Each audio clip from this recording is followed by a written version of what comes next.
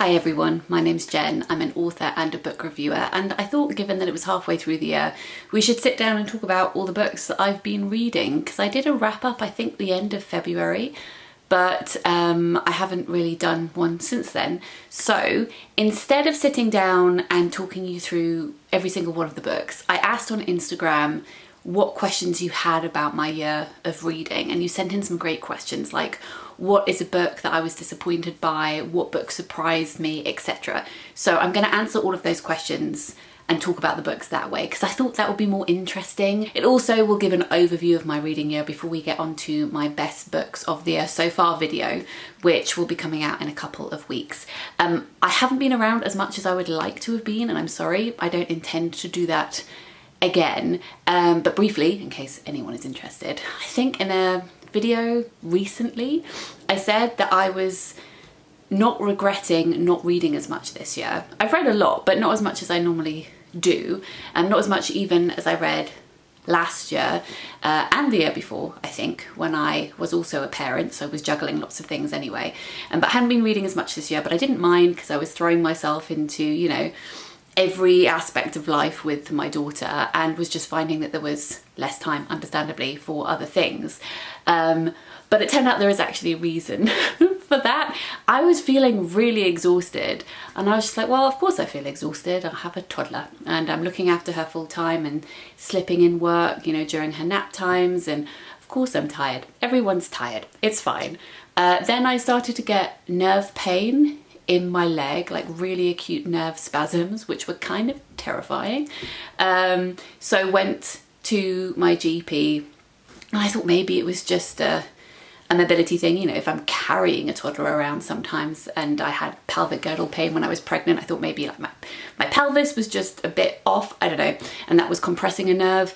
Anyway, they ran some tests, and then it turned out that I have life-threateningly low iron deficiency anemia, and that was it was causing all kind of things, and one of those things was the nerve pain.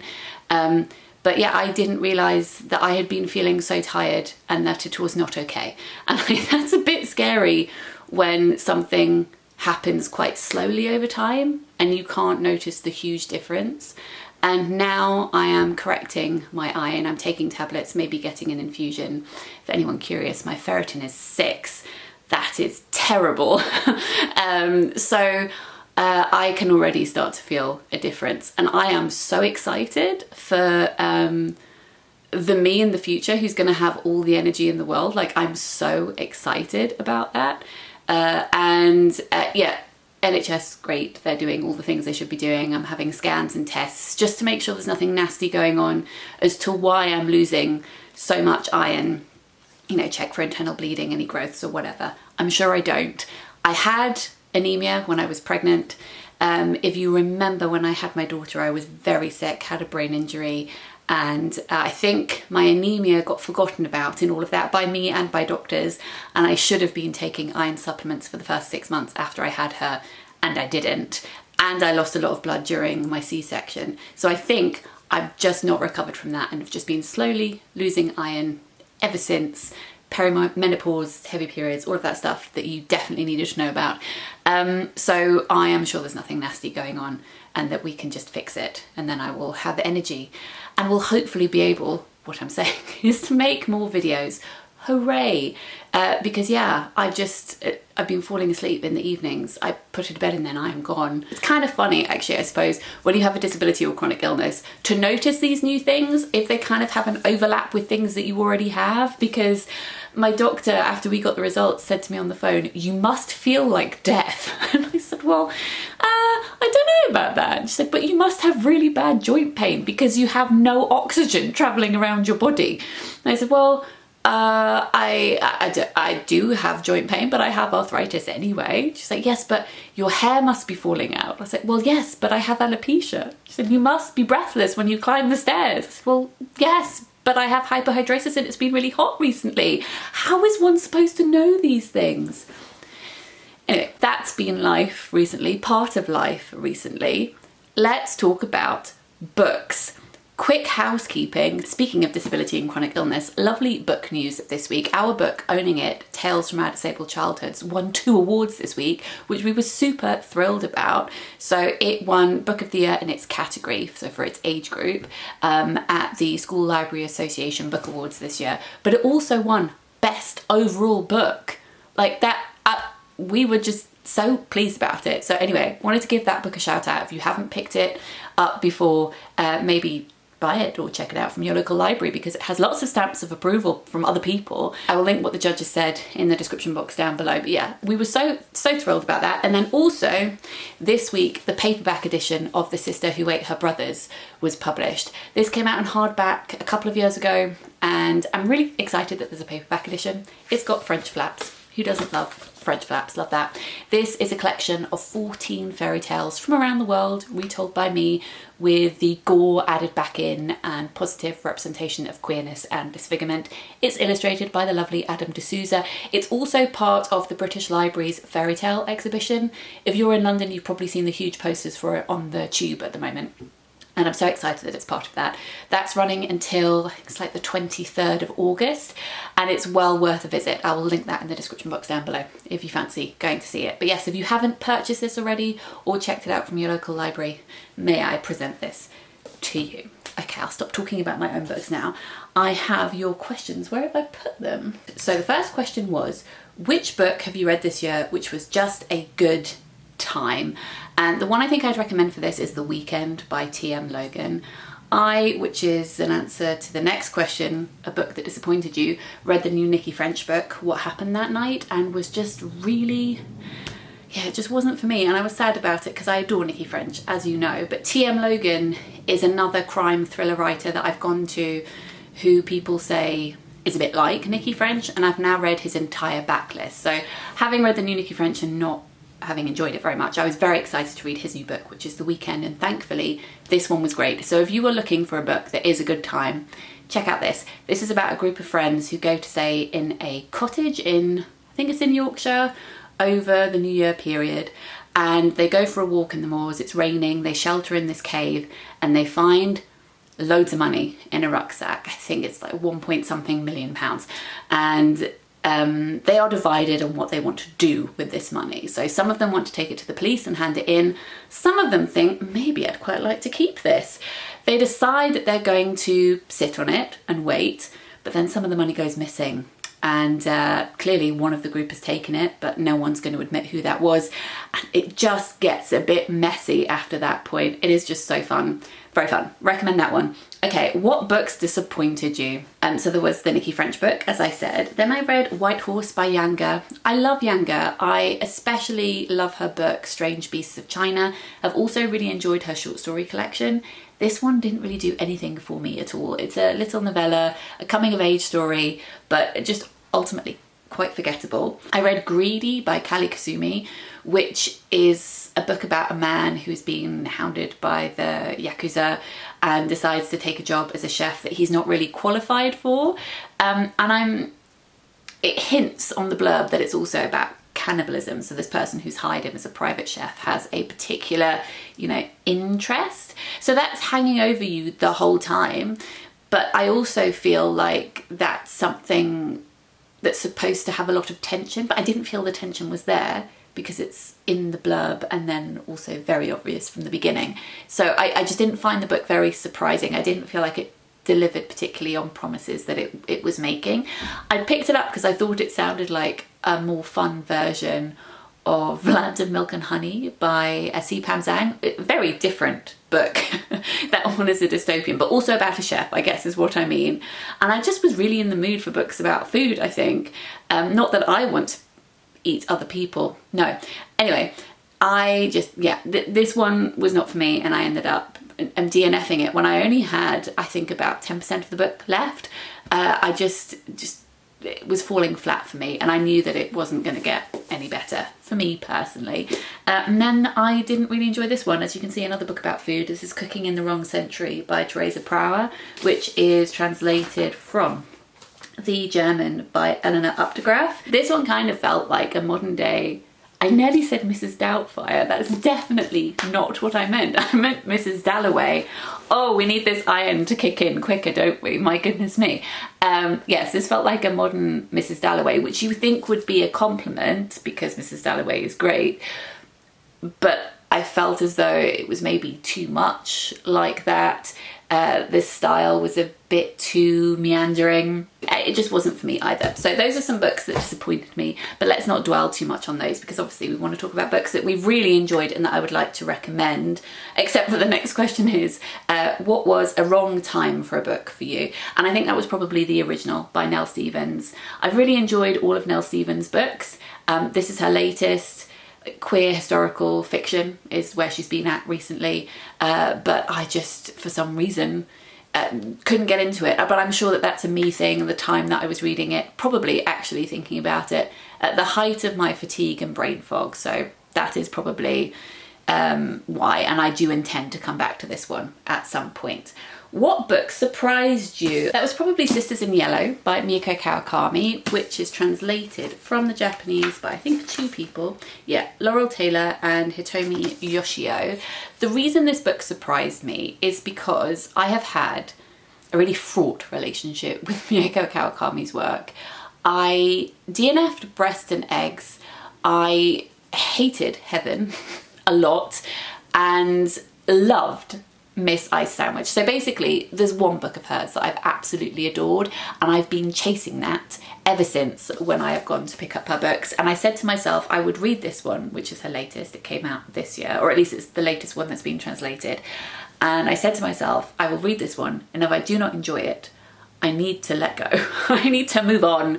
And thankfully I really enjoyed this one. I didn't love it as much as Miss Ice Sandwich, which I think is just so short, sharp and perfect. This is obviously not short and sharp. I mean, it's quite sharp, as in it's barbed, but it's not as precise, I would say, as Miss Ice Sandwich. I just love how that feels so definite, but I still really enjoyed this one a lot. This is about a woman who's looking back on her teenage years when her mum basically was very neglectful and she ended up living with one of her mum's friends and setting up a bar together. But the reason that she's looking back on this time is because this person that she set up this bar with has now been arrested in the present day for a crime that is eerily similar to maybe something they got up to back in the day. And I really enjoyed that tension. I think there was something about this that reminded me of Out by Natsuo Kirino. I think maybe the group of female friends and their questionable backgrounds and trying to cover things up. It's not identical at all. The circumstances are quite different, but this satisfied me a lot more than Out did in the end because I was frustrated by the ending of that. So if you're looking for something with similar vibes, I would recommend this. Next question was, what is the best book you have read for work, i.e. one you didn't choose to read yourself, which I thought was an interesting question. And I think for me that has to be A Guardian and a Thief by try that again. Guardian and a Thief by Mega Majumdar, which was my favourite book from this year's Women's Prize for Fiction longlist. It sadly didn't make the shortlist, which, you know, irked me, but never mind. This is a climate crisis novel and it's quite intense. It's about a woman called Ma who wants to flee India. She's been given climate crisis visas to go to America. Her husband is already there. She's going to go across with her child and her father, but then her visas get stolen and her passports get stolen, and it's all about her trying to get those back. But it's also a tale about morals, because the person who stolen them did so because they desperately wanted to be saved themselves. Ma herself has done very questionable things to feed her family in the rising temperatures, and I just thought it was so compelling. I was so tense. I needed to get to the end so that I could, you know, lower my blood pressure. So if you're feeling stressed anyway, this is probably not one for you, but you know, if you want to feel stressed, by all means, read that. Next question was, what is your little one's current favourite books? So her current favourites are these ones here, and mine, I have to say. I'm very much enjoying Morag Hood.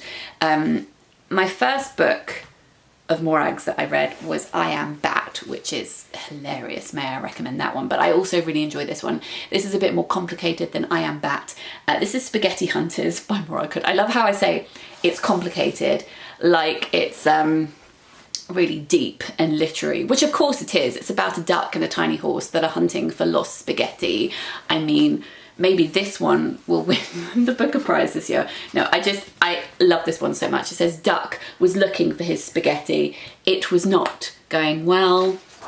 Never fear, said Tiny Horse, for I am the greatest spaghetti hunter there has ever been, and I shall save the day.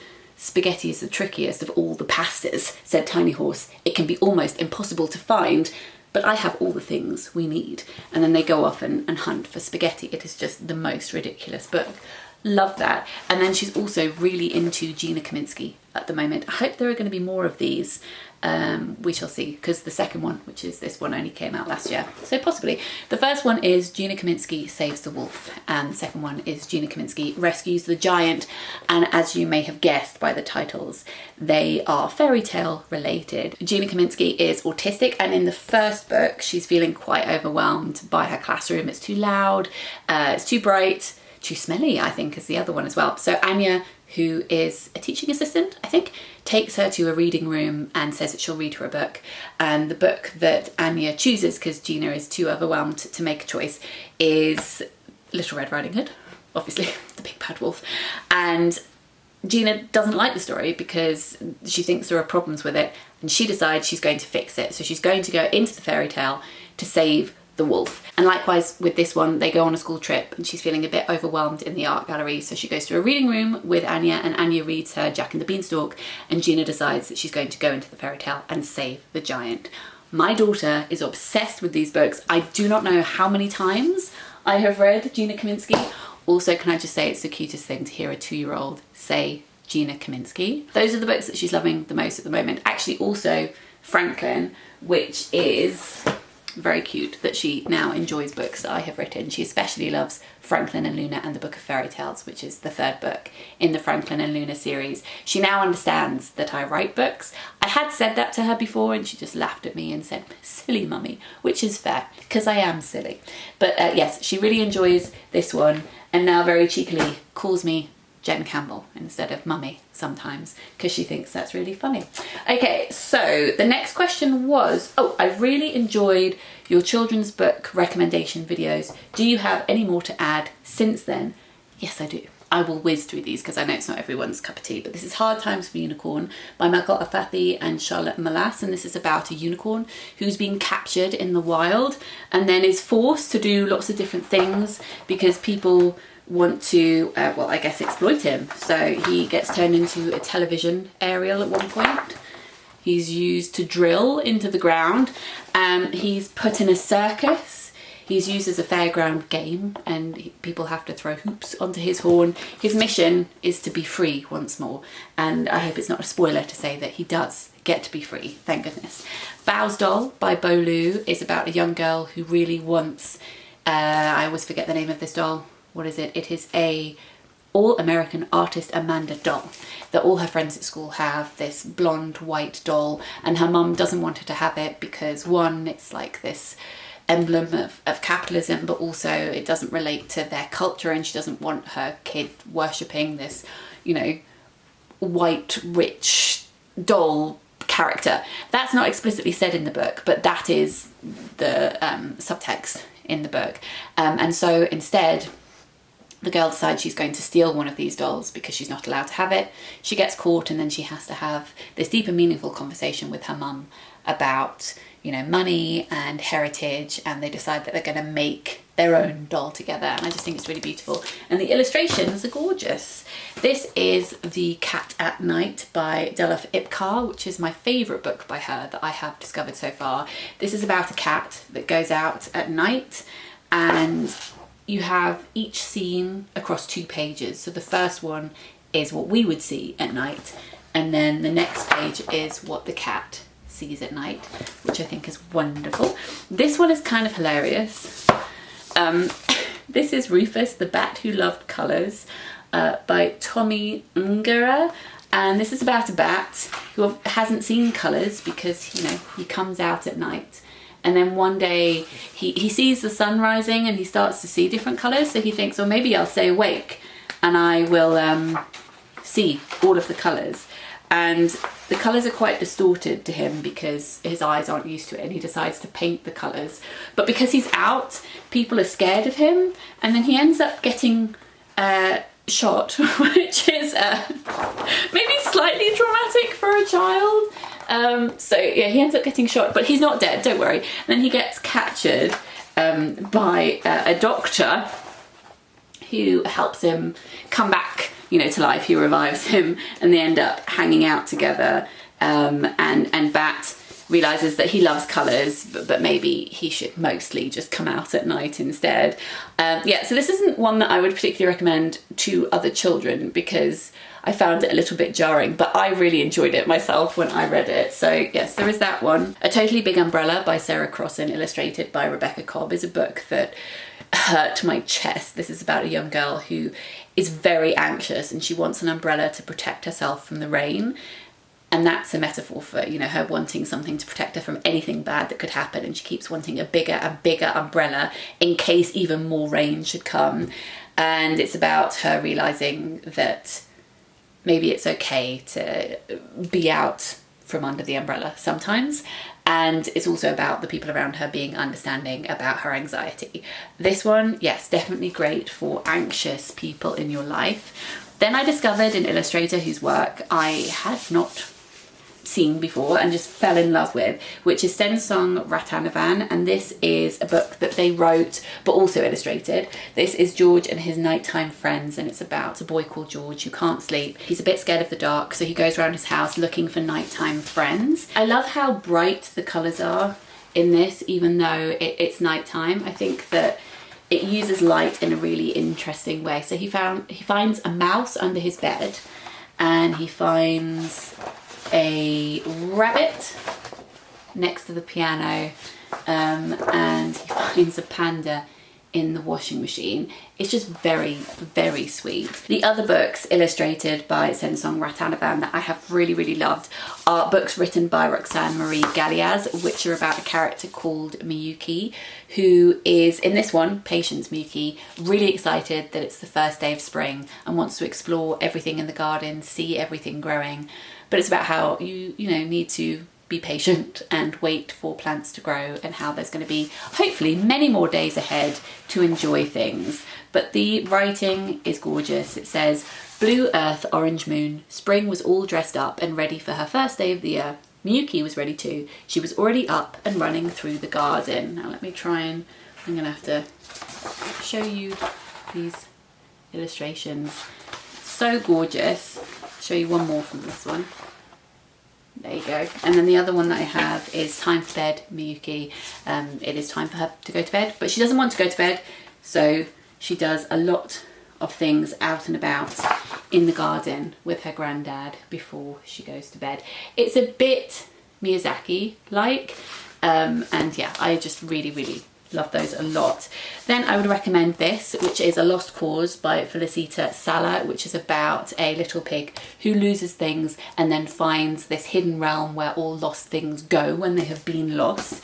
This is Aggie and the Ghost by Matthew Forsyth, whose work I've really loved. I especially love Poco and his other book, Mina. This is about a character called Aggie who's very excited to live on her own and then is frustrated when she realises that a ghost haunts her new house and wants to keep on playing tricks on her. So they have to decide how they're going to live together, or, you know, not live together, like the ghost keeps stealing their socks, which, yeah, is amusing. Anyway, this book is super cute, and this is one of the creators or animators for Adventure Time, and you can definitely see the crossover between those things. And then the final one I'll recommend for this question before we move on to the others is The Mud Princess by Beatrice Alemania, and I have enjoyed most of her picture books. This one is about a girl called Yuki who's in a furious mood, and she throws her brother's keys down a hole.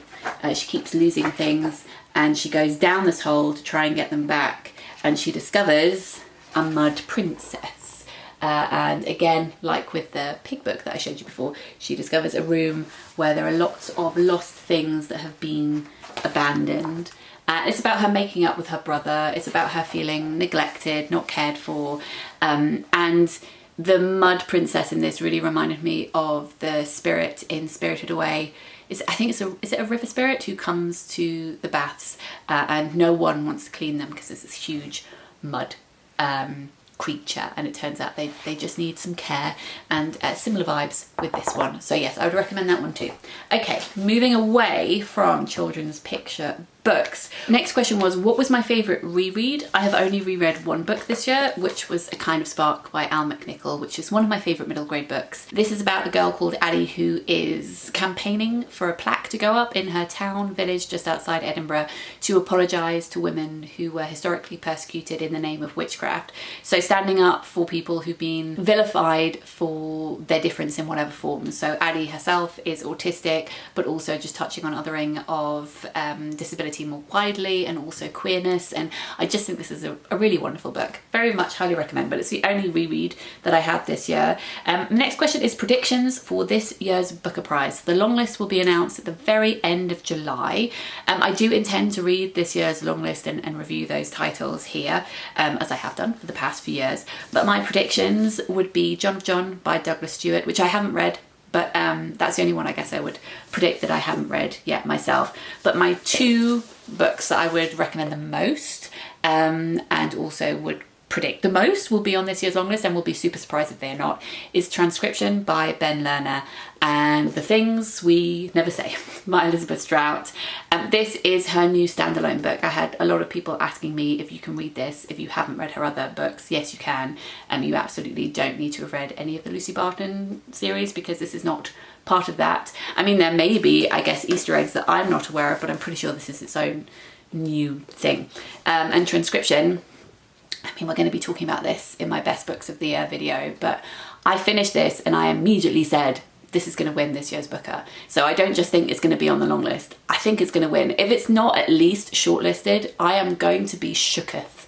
Shooketh. We can talk about this more in my best books of the year video, but yeah, absolutely love this one. I love the Elizabeth Strout as well, but this one, so good. Okay, a book that gave you the shivers. The Hotel by Daisy Johnson.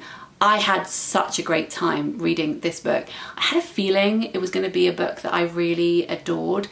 I enjoyed reading Daisy Johnson's short story collection Fen, and I've read everything I think that she has brought out since, but this is definitely my favourite thing that she has ever written. It is just, well, again, we may talk about it in my next video, my best books of the year, but if you're looking for something that's going to give you the absolute creeps, but is at the same time very literary, then yeah, this one. A book that, I can't read my own writing, a book that you weren't fair to, that's what it says, a book that you weren't fair to. I'm going to say this one. And again, probably wrong time for me, but also I'm not sure it was going to ever be, you know, one of my best books of the year, but I definitely would have got more out of it if I'd read it at a different time. And this is What Am I, a Dear by Polly Barton. I love Polly Barton. She translates a lot of Japanese fiction that I have adored, and I really enjoyed her non-fiction book 50 Sounds, which is about the art of translation. This one is about a woman who goes to work at a gaming company, but it's also about translation, and it's about mistranslating people, not just literally when we're translating, but misreading signals from people or misreading, you know, the atmosphere in a room. And I think it has loads of interesting things to say, but I read it when it was 38 degrees and my brain was melting, and therefore I don't feel like I processed all of the deep and meaningful stuff in the most deep and meaningful way. So maybe a book for me to go back to another time. Next question was, what was a book that you read that was a good family drama / a book with family secrets? I recommend All In by Claire Powell. I think I preferred her debut, which was called At the Table, which if you haven't read, I would very much recommend. The audiobook is brilliant. I listened to the audiobook of this one too and really enjoyed it. This is about a couple that's going on holiday with the husband's brother and the husband's father. And the couple are kind of trying to find themselves again. They've been going through a lot of IVF and they've decided to not continue with that anymore. But the husband is in a lot of debt and hasn't told his wife about that. His brother is someone who has loads of money and is flaunting that, but also has issues of his own. And I just thought it was quite subtle, despite those big topics, I suppose. Like the way that she is able to capture people's relationships and the conversations, the everyday conversations that they're having, are very believable. And that was what I really enjoyed about At the Table as well, actually, is just the gentle interactions that people had with each other, even when maybe their emotions were not so gentle. So yeah, if you're looking for a family drama, I would recommend that. Next was, what was the book you read with the best cover? I just really love this one. It's Pick a Colour by Savanka Thamagonza, and I'm so glad I read it. I still haven't read her short story collection, which has been sitting on my shelf for years, which is called How to Pronounce Knife. But this one I absolutely adored, and also just really love the cover. It's about a nail technician, which is why the cover is like this, but looking at how her business is or isn't thriving, the customers who come in, and it's very slice of life, but also very reflective. I just looked at the back and I was about to say it really reminded me of Rita Bullwinkle's Headshot, and there's a quote on the back from Rita Bullwinkle. So there we go. If you enjoyed Headshot, I think you would like this one. Book that you would recommend to the most people, I think that would have to be The Correspondent by Virginia Evans, which won this year's Women's Prize for Fiction. I don't always feel like the winner of the Women's Prize is the book from the list, or a book in general, that I would recommend to the most people. But that's definitely how I felt about the prize this year, which is no slight to this book at all. I think it's brilliant. And when I read it, I said to myself, and to you I think at the time, if you told me Elizabeth Strout had written this, I would have believed you, which is a compliment, a massive compliment. There's something very effortless about this writing, and it's clearly not effortless. It's being put together with much thought, but as a reader, you can't see all that unless you really stop and pay attention. And that is the hallmark of a very good book. So I think it, you know, was a worthy winner of this year's Women's Prize. And I talked about this in all of the Women's Prize long list in my Women's Prize reading blog, so I'll link that in the description box down below. This is an epistolary novel about a woman in her 70s and the secrets that she's had and maybe is ready to share with other people. And it's very witty and pointed in places. I thought it was a very good time. A book that you thought was not worth the hype. Yes Dear by Cara Claire Buck. I thought I would really enjoy this one. I just didn't. I'm in the minority because I think most people really love this. I'm sure you've heard about it because it's so hyped, but it's about a trad wife influencer who appears to travel back in time, and I just ended up being quite frustrated by it. I wanted to get back to the present day when we kept going back to the 1800s. I don't know. I just was not. I mean, you can tell by how I'm struggling to summarise my feelings on this. I just didn't feel a lot when I was reading this book. It did not move me. It did not move me. I thought because obviously I am in the world of social media, etc., that I would really gel with it, and maybe because of that I just found myself poking holes in it. I don't know, it wasn't for me. Okay, best narrative voice. I'm going to pick two, and both of them were on the Women's Prize. And those are Gloria Don't Speak by Lucy Apps, which is about a woman who has a learning disability. And I thought that the voice in this was very believable. Everything is written in the present tense, as if it's happening now, even if it's in the past, which reflects Gloria's sense of overwhelm. I thought that was really effective. And then the other one was The Mercy Step by Marcia Hutchinson, which is a child narrator, and that is really tricky to do and also to sustain. And whilst I wasn't won over at the beginning because she was narrating from the womb and I just couldn't really suspend my disbelief. Anyway, as I got into the book, I found her voice really, really strong. Love that. What is a book that you found forgettable? Sadly, Don't Laugh at Other People's Sex Lives by Naokoli Yamazaki, which is translated by Polly Barton. And I can't really say what it's about because, as the question would suggest, it was very forgettable. It is about a relationship between a student and a teacher, but I found it very lacking. Very lacking. Okay, a book that was saved by its ending. I would say Hollow Inside by Ozaki Atoni, and this is translated from the Japanese by Ginny Tapley Takamori, who translates Sayaka Murata's work. I love this cover. This book was saved by its ending, but I think that this book was just overshadowed by a book that I'd read right before, because it's about two women who live together and people are perplexed about their relationship and why they're hanging out together and make lots of assumptions about them. And yeah, I think just too many similarities between this and the other. And because this one's so short, and the book, which I will recommend in a second, that I just finished reading was long and had really stayed with me, this book could not live up to the other one. So I don't think I was particularly fair to this book, but I really enjoyed the imagery in this. One of the friends is doing like 3D printing, and she makes 3D printed versions of people's pets that they have lost. But then she has this whole collection of pets that didn't come out correctly, and she doesn't really know what to do with them, and she maybe wants to go bury them somewhere. And I just thought that was really interesting. But the book that I preferred, that I had read close to that one, was Hooked by Asako Yuzuki, which is translated from the Japanese by Polly Barton, and this is the author of Butter. I actually preferred this to Butter, and I did enjoy Butter. How many times can I say Butter?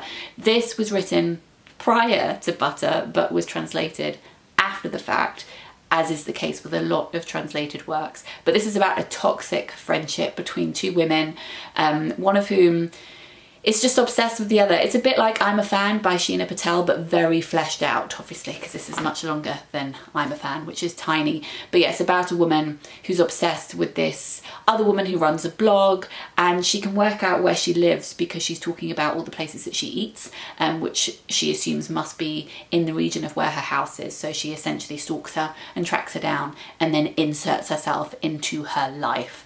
And yeah, I was obsessed with that premise and really enjoyed the book when I read it as well. Perhaps a little too long for what it was doing, which I also felt about Butter, but I'll forgive it because it was a very good time. A book that I bought based solely on a blurb / recommendation from another author, this one, which I'm currently reading and very much enjoying. We'll see if it makes my best books of the year so far. I haven't decided because I have not finished it, but this is Voyages by Meg Charlton, and this is about two people who were friends when they were kids, but when they were 6, I want to say 6, yeah, they, Anna and Alex, were abducted by aliens for 48 hours, and now they are adults, and something called The Signal has made its way to Earth, and people think that maybe it's Russia doing something, or maybe it's aliens from outer space making contact. No one is particularly sure, but Anna and Alex reconnect, having not spoken to each other for quite a long time.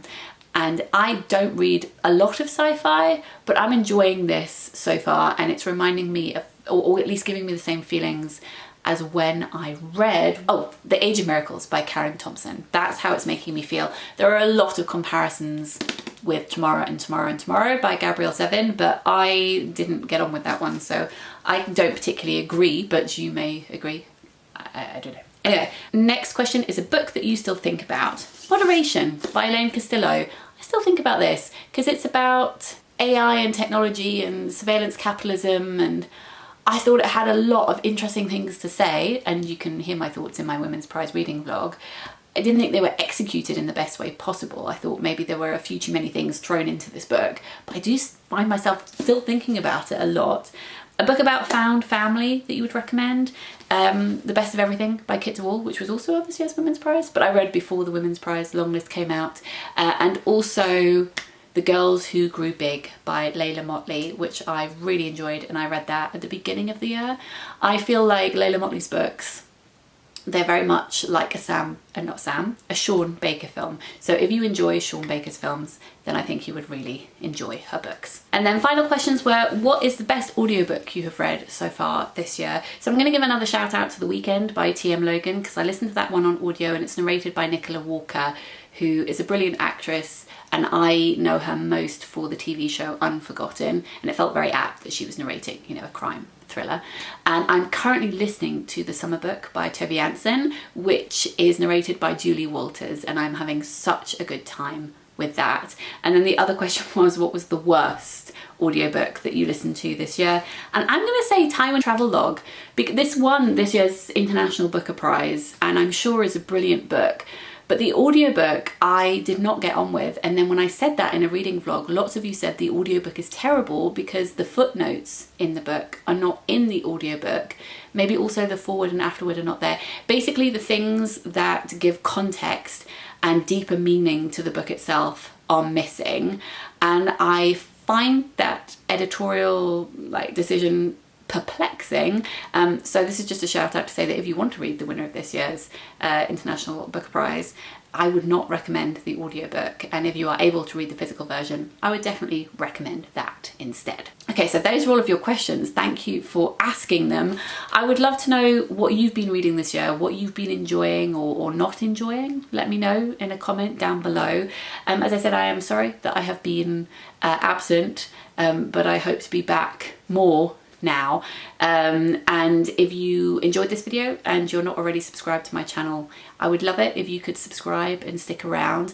And if you do enjoy the content that I put out over here and would like more of that, I have more things over on Patreon, lots of behind the scenes stuff, monthly bookish chats, lots of writing discussions, bookish quizzes. We also talk about the best books that we have read every month. So if you would like, I guess, a database of good things that people are reading, then you can head over there as well. And the support that I receive over there allows me to keep creating free content on here. So thank you very much to those of you who support me over there.